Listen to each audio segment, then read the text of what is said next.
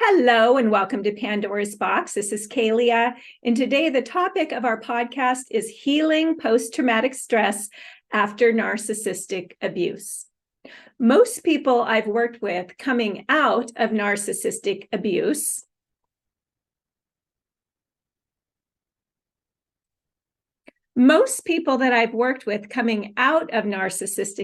have some form of post-traumatic stress disorder, but they may not be aware this is what is going on.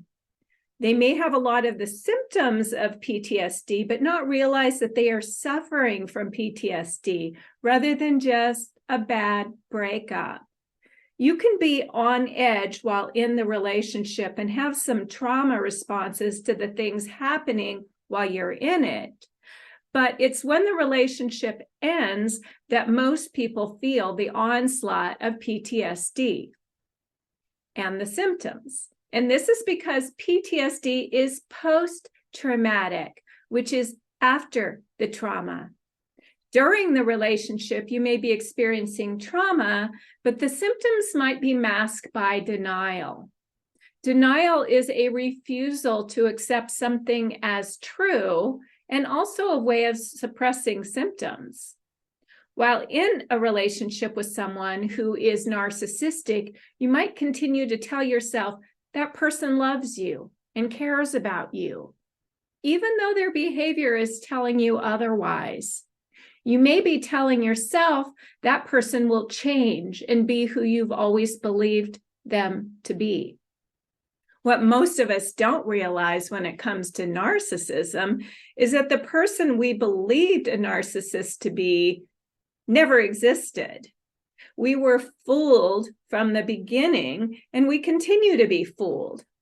We develop cognitive dissonance, which is two or more conflicting thoughts or beliefs, and also a conflict between your mind and your heart, your thoughts and your emotions. With cognitive dissonance, you don't know what is true. On the one hand, you tell yourself, this person loves me. And on the other hand, you tell yourself, this person is not behaving as someone who loves me. This behavior isn't loving. So in the relationship itself, there's a lot of confusion. There's self-blame, denial, and cognitive dissonance arising from an uncertainty of what you're dealing with and what is true.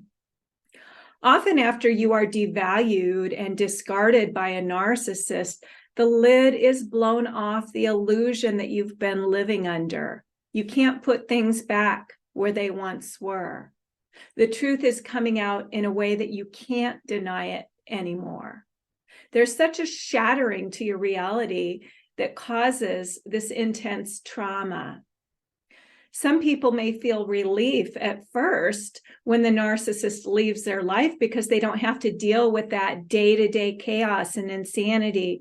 But then the reality of what they went through starts to set in, and they find themselves going back over every detail of the relationship, trying to sort out what the truth was. And this is when the PTSD symptoms really start to amp up. You are now in post-trauma. Symptoms of post-traumatic stress disorder can include vivid flashbacks, feeling like the trauma is happening right now, intrusive thoughts or images, nightmares, intense distress at real or symbolic reminders of the trauma, physical sensations such as pain, sweating, nausea, or trembling, alertness or feeling on edge.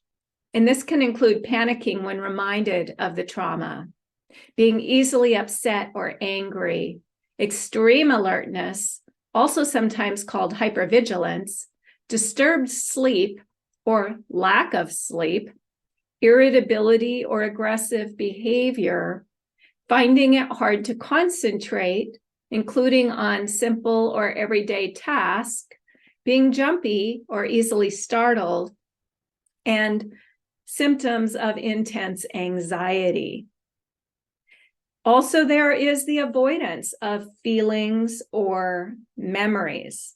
This can include feeling like you have to keep busy, avoiding anything that reminds you of the trauma, being unable to remember details of what happened, feeling emotionally numb or cut off from your feelings, feeling physically numb or detached from your body, and being unable to express affection. Doing things that could be self-destructive or reckless, including alcohol or drug use, to avoid the memories. There's also difficult beliefs or feelings, and this can include feeling like you can't trust anyone, feeling like nowhere is safe, feeling like nobody understands, blaming yourself for what happened, overwhelming feelings of anger, sadness, guilt, or shame. The lack of sleep and the sense of never being at peace can be exhausting. The most common symptoms that my clients have reported to me are ruminating thoughts, severe anxiety, panic, agoraphobia, or not wanting to leave the house for fear of running into that person or seeing that person with their new person, avoiding anything that reminds them of the trauma, feeling nobody understands what they are going through, self-blame, lack of trust, overwhelming feelings of anger, sadness, guilt, or shame.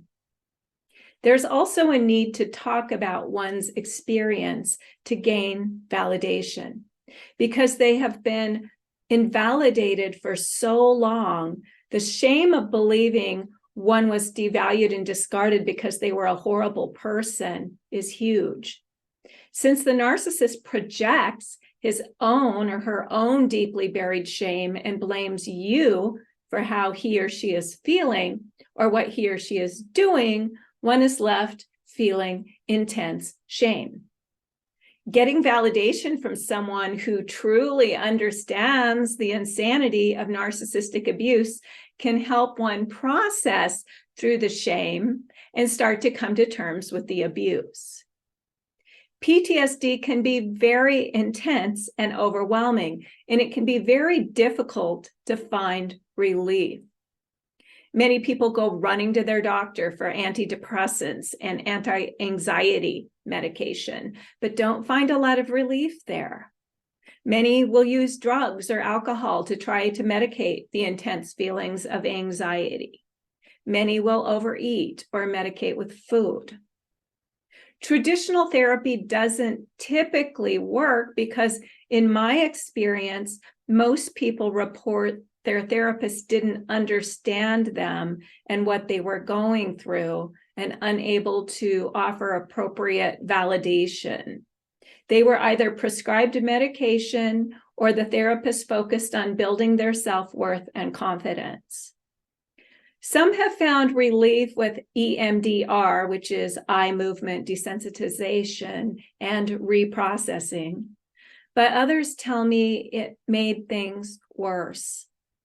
Sadly, the field of post-traumatic stress disorder is lacking in effective treatments. The good news is, when it comes to PTSD after narcissistic abuse, there is recovery. I've seen it over and over and over again. I've seen people get back on their feet. It may not happen overnight because we're talking about severe trauma here. And trauma must be dealt with in order to be healed. There's no overnight quick fix, but there is a way forward. Now, full disclosure, I am not a traditional licensed therapist. I've been a clinical hypnotherapist and alternative counselor since 1988. Clinical hypnotherapy works with the subconscious mind and the study of how most issues are subconsciously driven. So the study of the subconscious mind is critical to understanding the root of not only PTSD, but all habits, addictions, and human behavior. When I was certified as a clinical hypnotherapist, I was also registered in the state of Washington as a counselor. And this is because it was recognized that in order to be an effective hypnotherapist, we also needed to talk to a client to find out what was going on and how we could best serve them. Since that time, the state of Washington eliminated the counselor registration, and someone like me who practices alternative forms of therapy is better to use the term coach or spiritual counselor. So I use both. Although I call myself a coach, my idea of coach is more to help a client set goals and follow through in order to get what they want. The type of counseling I do is much deeper. I tend to guide clients into a light form of trance. So this is kind of a combination between hypnotherapy and counseling. So I guide them into a light form of trance and make them feel safe and comfortable talking about what is going on. And the more comfortable and relaxed and validated someone feels, the deeper they will go into their issues, and the more I can get a picture of what's going on and how to best help them. With PTSD, a client needs to build safety and trust in order to have an effective hypnotherapy session. Some of my clients have experienced invalidation and even abuse in therapy and have a mistrust for therapists. Some of my clients gain so much from just our counseling-based sessions, they don't ever have a hypnotherapy session. They just want someone they can talk to and process through their trauma with. But hypnotherapy can be very effective to help people with PTSD as long as you have a hypnotherapist that truly understands it and knows how to work with this kind of trauma. The trauma after narcissistic abuse is different than the trauma post-war or post a single traumatic event, like being part of a severe accident or a bank robbery or a hostage situation or something like that. This is because the type of PTSD that we're dealing with is called complex PTSD and also called childhood PTSD, which is CPTSD. And CPTSD is a result of a series of traumatic events that can span over years, even decades, such as childhood abuse or relationship abuse. Some people may not even be aware where the trauma comes from and can't pinpoint a single relationship or event. Many of my clients are also suffering from childhood PTSD. They may have experienced childhood physical, mental, emotional, or sexual abuse or neglect. They may have experienced domestic partner abuse as an adult throughout several relationships. They may not have a full conscious awareness of their abuse or trauma in childhood or in their previous relationships. It may be the narcissistically abusive relationship that brings it all up to the surface. And so the PTSD is very intense. It involves layer upon layer of trauma and abuse. I'm really highly intuitive, so I tend to know where to go with a client to zero in on where the root of the issues lie. And understanding the original trauma is really important in your overall healing and empowerment. So I do a form of deep introspective trauma recovery, helping clients to uncover and discover themselves, combined with mild or deep hypnotherapy to work with the subconscious mind. The important thing to understand about post-traumatic stress disorder is that the trauma has already happened. It's in the past. The majority of my clients are already out of their abusive relationships. If they are not, we work towards liberating them from those relationships, whether it is a domestic partnership or a family system or even a work environment. Because we can't heal trauma when one is not safe, when the client's not safe and free from the source of the trauma. In some cases where there are young children involved, the client needs to have some contact with the narcissist in their lives, but we work to establish super strong boundaries around that contact so there's no room for further abuse, and also to establish an inner protection or force field so any attempted abuse can't find its way in. The client needs to understand on a deep subconscious level that this isn't their fault. They're not the one to blame. They're not a bad person. They don't deserve to be mistreated. They've been a victim of abuse. Now, the word victim in our society is thrown around lightly, and many people will say there are no victims, only volunteers. Well, in trauma abuse recovery, this is not at all helpful. This is just another form of victim blaming and victim shaming. The majority of my clients did not know they were in an abusive relationship.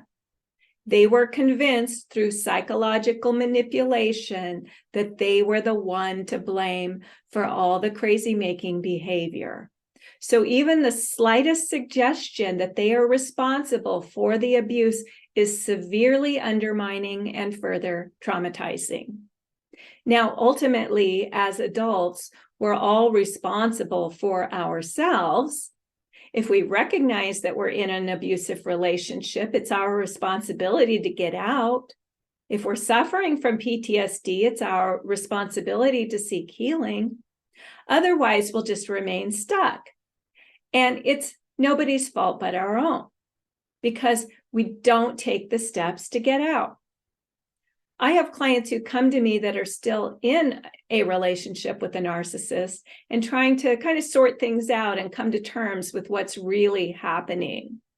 They may tell me that they think their husband or wife or partner or family member is a narcissist, but not really sure and don't know what to do. In cases like this, I help the client to understand what's going on and take appropriate action. But they did the right thing by seeking help and guidance so they can empower themselves with choice. I do not believe the saying, there are no victims, only volunteers.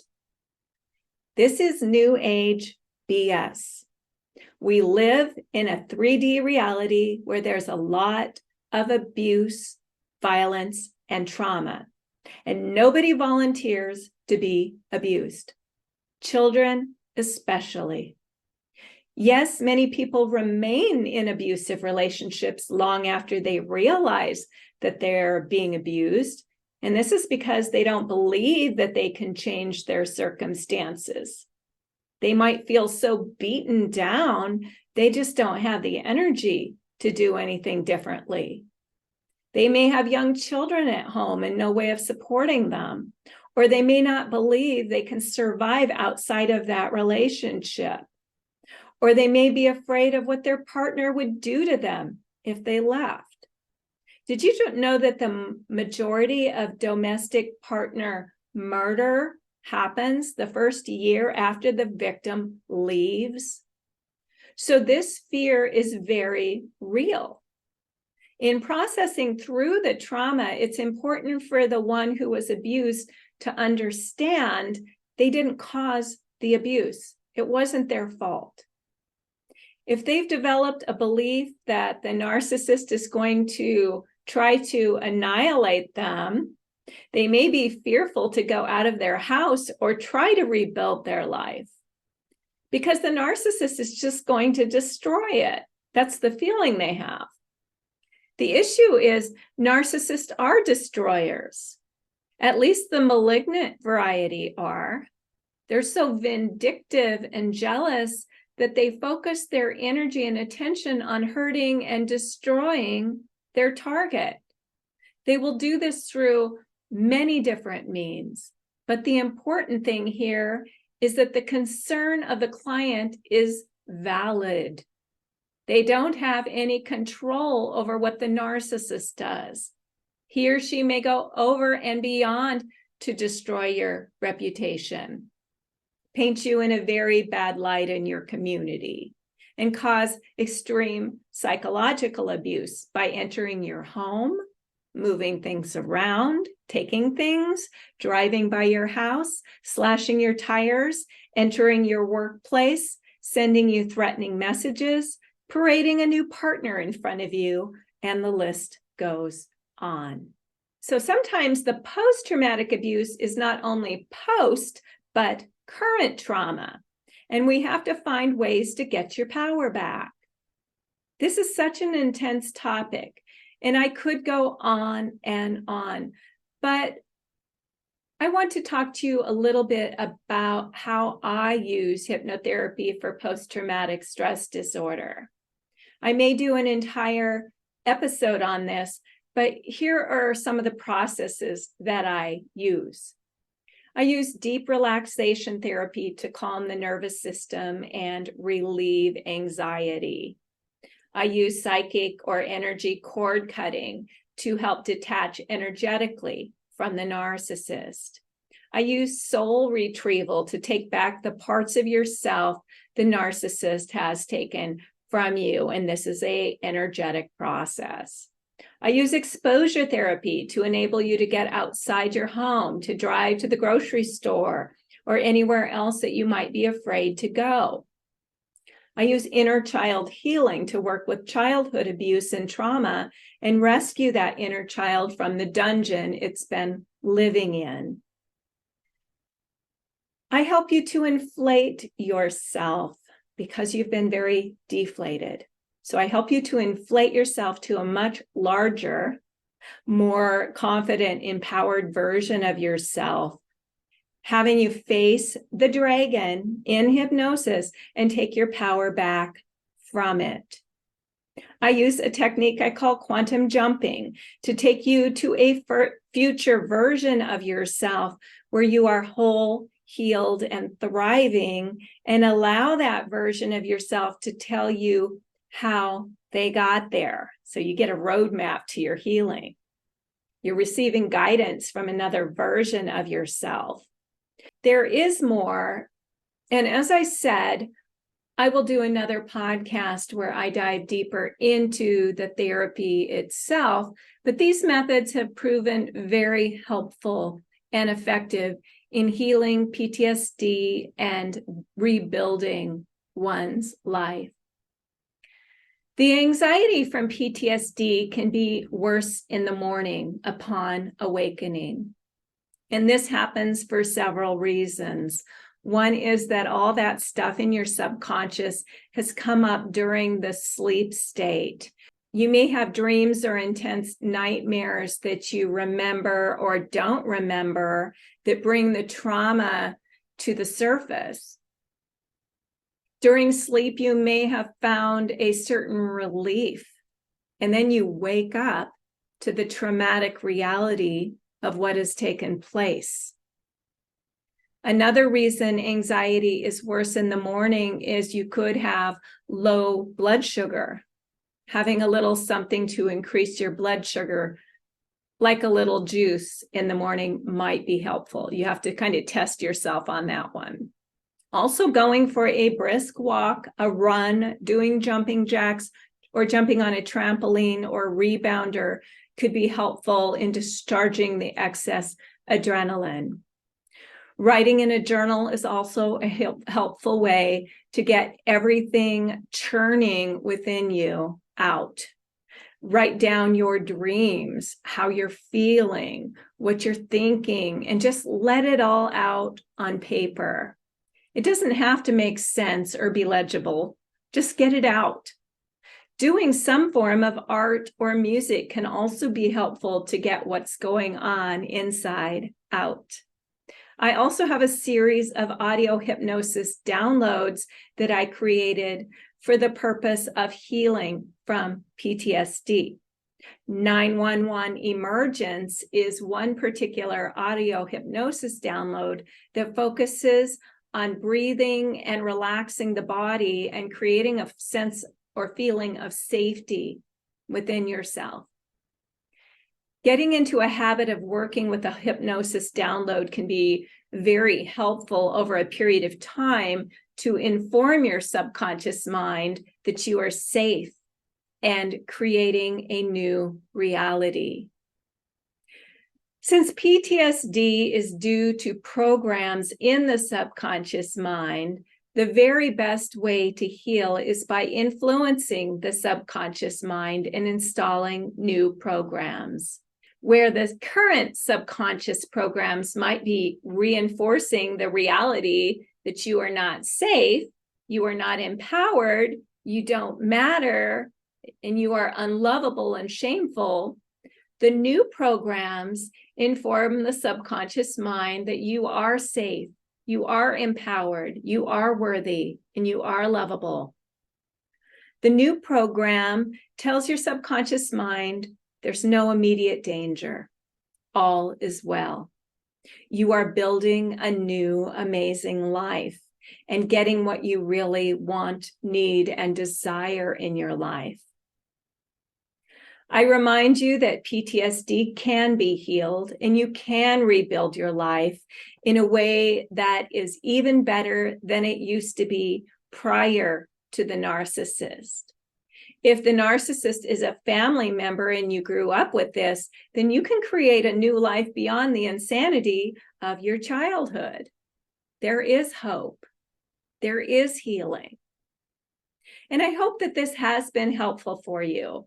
If you want to learn more about my work with narcissistic abuse recovery or book a session with me, you can visit narcissismfree.com or pathbacktoself.com.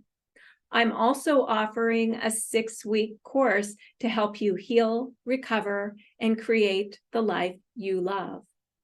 My audio hypnosis programs are at innertransformations.com, and I will put all of the links in the description below. I want to thank you for being with me today and take great care of yourself. I will see you in the next podcast. Namaste.